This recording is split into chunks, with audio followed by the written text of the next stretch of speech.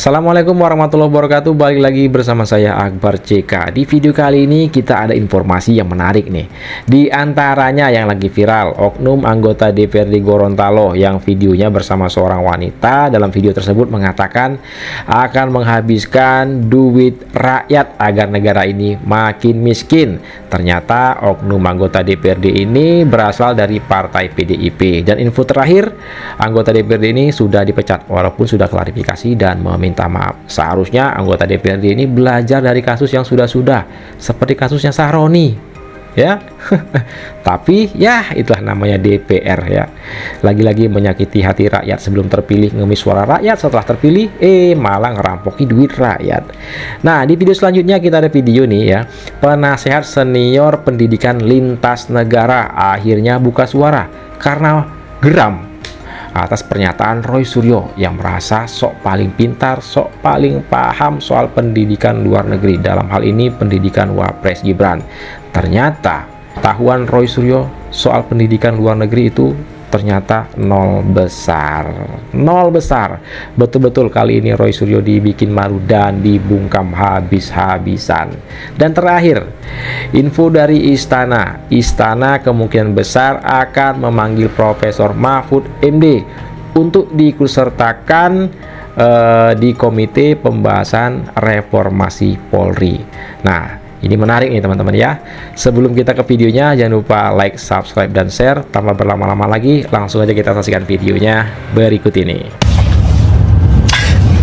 Kita udah muter kira-kira begini ya. Pegang ya. Video. Anggota DPRD Gorontalo.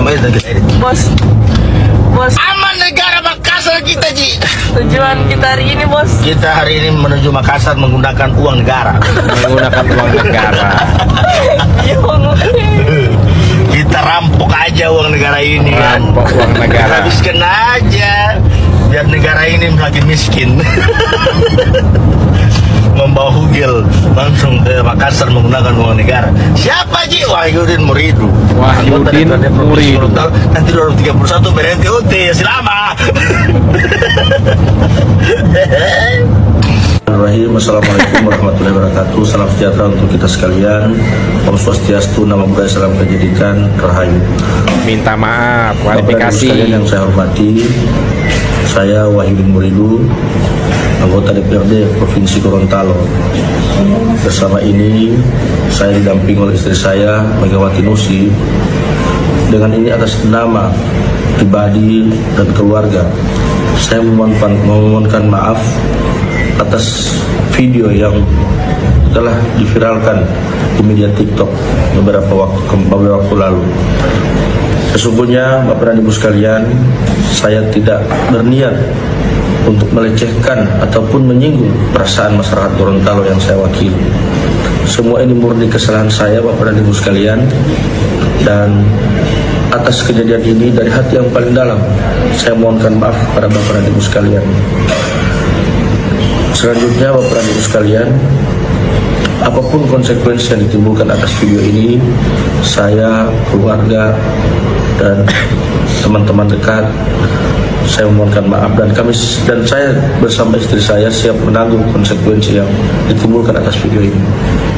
Demikian penyampaian saya. Sekali lagi saya sampaikan, saya mohon maaf, semua ini adalah murni kesalahan saya. Wabillahi taufiq wal hidayah. Wassalamualaikum warahmatullahi wabarakatuh. Waalaikumsalam warahmatullahi wabarakatuh. Klarifikasi, meminta maaf, tapi info terbaru, oknum DPRD dari partai PDIP ini udah dipecat teman-teman ya. Sebelum jadi ngemis-ngemis suara rakyat, setelah jadi ngerampok duit rakyat. luar biasa. Lanjut kita ke video berikutnya. Saya nggak rela orang Indonesia dibohongi orang nggak logis ini. Kalau manusia seperti ini, SMA kok disalahkan universitas, logika mana ini loh? Saya serahkan ijazah dari UTS itu hanya diakui. UTS itu perguruan tinggi atau enggak? Sekarang tanya, kenapa Dikdasmen hanya gitu aja nggak bisa jawab? Tahu arti universitas nggak? Anda yang nggak ngerti. Nah iya, tahu arti universitas nggak? Nggak ngerti dia. Ya sebetulnya saya ogah ya ikut-ikutan komen dalam isu ijazah palsu karena ini jelas ranah politis. Tapi ketika Pak Roy Suryo mempertanyakan ini logikanya kebenarannya di mana. Dan ini kebetulan memang ranah saya merasa perlu meluruskan.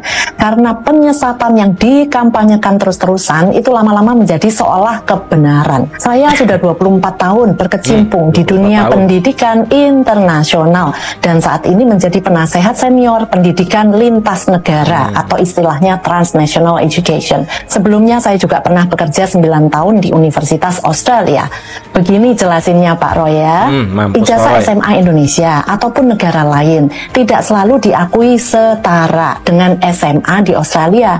Karena itu banyak universitas di sana membuka jalur pathway program, semacam matrikulasi yang disebut foundation. Program ini setara dengan kelas 12 di Indonesia. Contohnya, University of Melbourne punya Trinity College yang menawarkan foundation. UTS, University of Technology Sydney, punya program foundation yang dikelola oleh InSearch. InSearch memang bukan universitas, tapi pathway menuju universitas. Dalam praktiknya, banyak siswa Indonesia yang bahkan selesai kelas 11 itu langsung berangkat ke InSearch dan mereka memang bisa diterima. Bahkan untuk siswa dengan kurikulum Cambridge, setelah lulus O-level setara kelas 10 di sini, itu juga bisa langsung masuk ke InSearch, kemudian ke UTS University ya.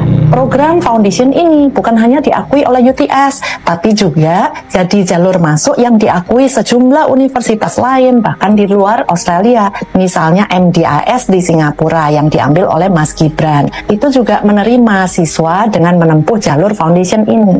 Jadi, kalau memang mau mencari kebenaran, nggak sulit kok. Program InSearch ini bahkan ada di Indonesia, ditawarkan lewat UIC College. Silahkan monggo, bisa langsung dicek ke sana tanpa berdebat panjang lebar.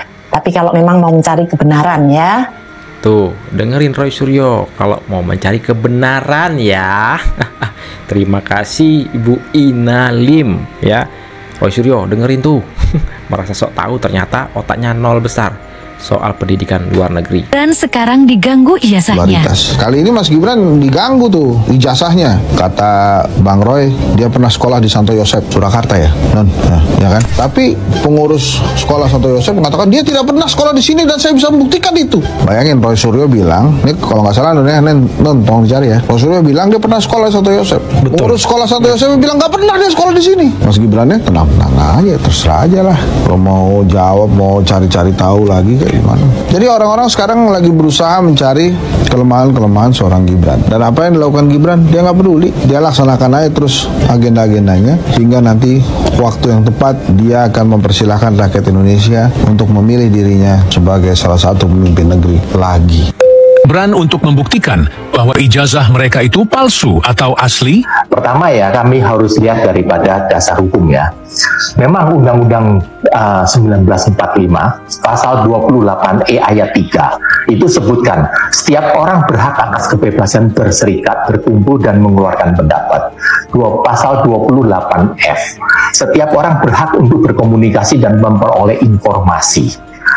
Daripada Undang-Undang nomor 9 tahun 1998 tentang kemerdekaan menyampaikan pendapat di muka umum, Undang-Undang nomor 14 tahun 2008 tentang keterbukaan informasi publik atau KIP yang kita sebutkan sekarang, HR pasal 163 KUHP Perdata 1865. Harus ingat bahwa barang siapa mengemukakan dalil, maka dialah yang harus membuktikan dalil tersebut.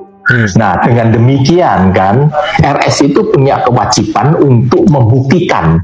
Dia bukan berteriak di publik, kemudian dia berkoar kemanapun, meminta supaya Pak Jokowi atau putranya sekarang wakil presiden untuk membuktikan bahwa ijazahnya itu benar. Itu adalah keliru. Karena ijazah itu adalah adalah data pribadi yang dilindungi oleh undang-undang. Jadi tidak semuanya itu dapat dipublikasikan. Yang saya sangat sayangkan di sini, dengan hebohnya RS ini mempertanyakan dengan di berbagai media, di TV, dia itu sangat memperuncing suasana. Lupakah bahwa membukanya sesuatu tuduhan ini di mata internasional.